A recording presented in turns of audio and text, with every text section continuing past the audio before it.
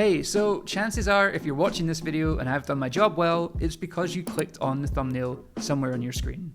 Thumbnails are everywhere on YouTube. They're an integral part of the platform. But most people starting out, especially brand channels, treat them as an afterthought, producing PowerPoint-esque thumbnails paired with grainy webcam photography. But it doesn't have to be that way. With this 3-step framework that I'll share in this video, I'll showcase how you can quickly level up and make much better thumbnails in just 5 minutes. No fancy kit or design background needed. Now, I've used these steps to drive millions of views on YouTube to the companies that I worked for in-house and for our clients here at Humble&Brag. Hi, by the way, my name is Callum. I'm the co-founder of Humble&Brag, a YouTube strategy agency based in Berlin. I've produced hundreds of videos and thumbnails over my career so far, which have driven millions of impressions and clicks on the platform. And first up, I want to look at why this is important for platform success in the first place. Now, people often look at YouTube and they see a video platform. That's not really the way I see it. To me and other YouTube strategists, YouTube is an interest-based platform. It's a click and watch platform. With long-form YouTube content, you don't get fed an infinity scroll of content like you might on TikTok or Instagram. It's selective and it's competitive. It's ultimately viewer-led. Now, given the sheer volume of content published to YouTube every minute, it's important that your brand is able to stand out against the noise. And the way you package your video content is key to that. Your video thumbnail forms the backbone of this packaging, along with the title and the opening lines of your content. All the efforts you might put into production or scripting or retention are worth very little ultimately if no one clicks on your content to watch in the first place. But how do you give your thumbnails the best possible head start? Well, that's where my 3-step framework comes in. Firstly, we want to look at what's performing on the platform to get inspiration and a bit of insight. Then we want to focus on systematizing our imagery, building a bank of quality images that you can use time and time again. And lastly, we want to create a curiosity gap for the viewer, composing an image that people simply need to click on. So let's look at the first part now. When it comes to thumbnails, you really don't need to reinvent the wheel here. Top thumbnails aren't winning any design awards anytime soon. Design fundamentals like layout, typography, line spacing, and so on, they're fairly irrelevant here. Your main focus should be drawing the viewer's eye. On YouTube's cluttered home screen or browse page, efficiency of the visuals really matters. You have a fraction of a second to hook someone visually. They'll then maybe check the title, perhaps hover over the thumbnail to see the autoplay roll out, and maybe then they'll commit to the click. Spending time on YouTube is a surefire way to start seeing emerging patterns, trends, layouts, compositions that simply work time again for the top creators. So try this the next time you're on YouTube. Be mindful about where your eyes naturally land on the platform, and then take a screenshot of the thumbnail in question. You'll quickly build a library of images over time that can act as a sort of source of inspiration for your own thumbnails. Look at some of the top creators on the platform.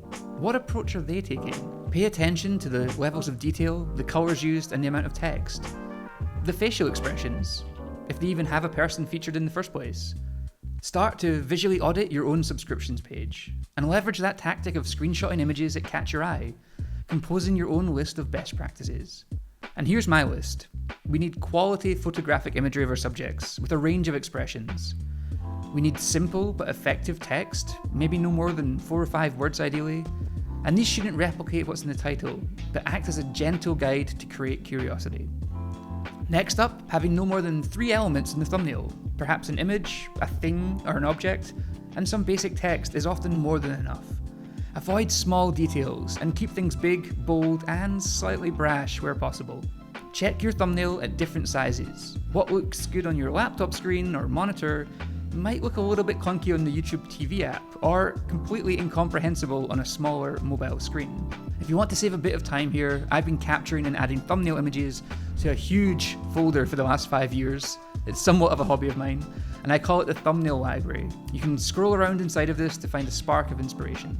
I'll continue to organize and add to this library over time, but for now, please feel free to use this as a resource to help craft your own creative ideas. Oh, and I should mention, it's totally free. So, now you've got your bank of inspiration and an understanding of what leading channels are including, or more importantly perhaps not including in their thumbnails, I want to share the next step in the framework, and that's building a reusable bank of quality images. Now, the quality of your images will make or break your thumbnails. For For step 2 of this framework, I want to look at my first point on my own list, and that's using quality photos of people. Now this is something I see time and time again. Brands start out using grainy LinkedIn images or webcam captures of their primary video talent. It looks quite dated and cheap from the get-go. But with these simple tactics, you'll be able to build a bank of quality images in a matter of minutes. So first up, I recommend having a batch production method for your thumbnail images. Now this is where you get your key video talent in a room for a few minutes, maybe 10-15 minutes, and take a large number of photos of them. Ideally, in this setup, you're controlling the environment a little, you have a clear, simple backdrop, a solid white wall is usually ideal, or a photographic screen if you have one to hand. You have a light source, ideally a cob light like the one I'm using currently, with a softbox to give a nice soft feel, but in all honesty, a cheap ring light will do, and if not, then a window can act as a source of soft, natural light. Whatever you're using though, try to position the light source at around about 45 degrees to the subject. This creates a natural shadow on parts of the face that helps create contrast, making your image look more three-dimensional and typically a little bit sharper. Make sure your talent is captured from the waist to just above the top of the head. This gives you a range of options to compose your host in once you've cut them out of the background, but I'll cover that specific point a little bit later in the video. Importantly, you should make sure your subject is clearly in focus, and then start shooting. You direct your talent through a range of emotions and expressions. I understand this sounds a little bit corny, but trust me, emotions and human faces just work on YouTube. Please just believe me on that.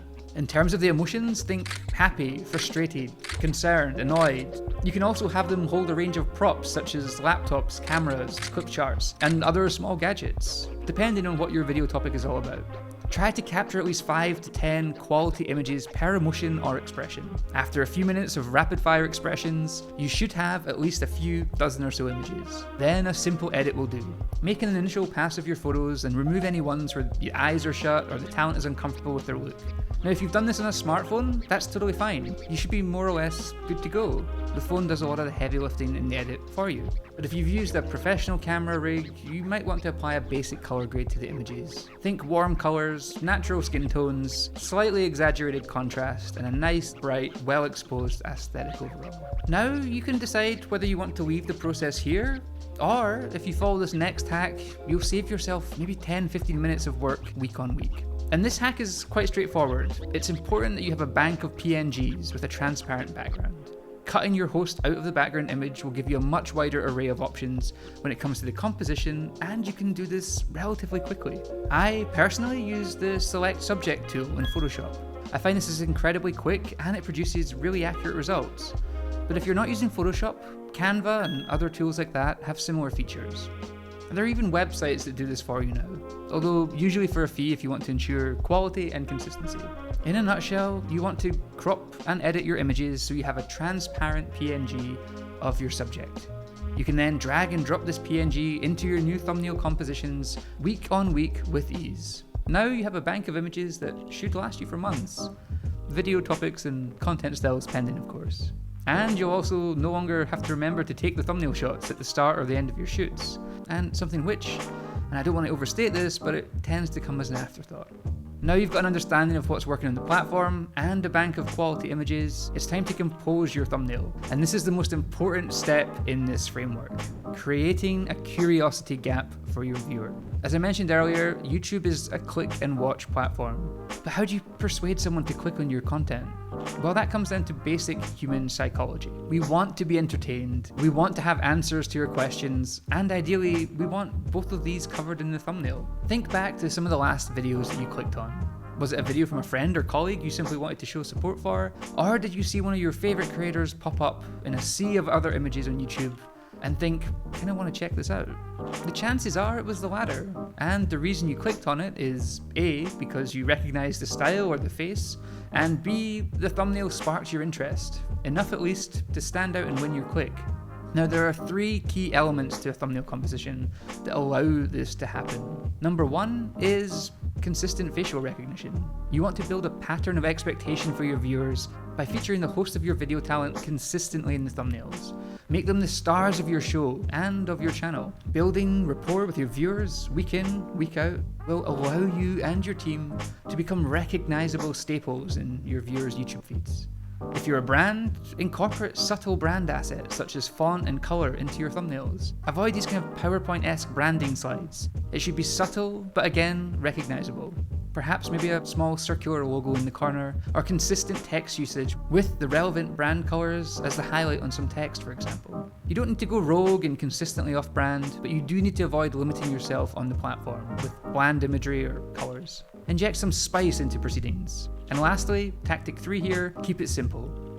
3 elements max. One of those could be your host's image, the other some basic text that helps create intrigue, and lastly, some kind of highlight or bold color. That might draw the eye to a particular area of the image. We've seen great success with our clients' videos by keeping things simple, focusing on the text or copy and ensuring the branded elements are a consideration, but not the main focus. Going against the grain of what's normal in your area of operations on YouTube can be a good start too. And as I mentioned at the start, many brand channels still treat thumbnails like boring PowerPoint slides.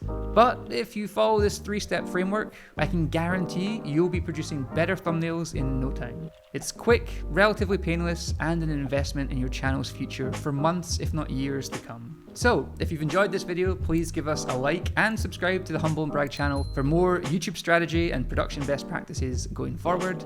And all the resources I shared and mentioned are linked in the description. Thank you so much for your time, and I'll see you again soon.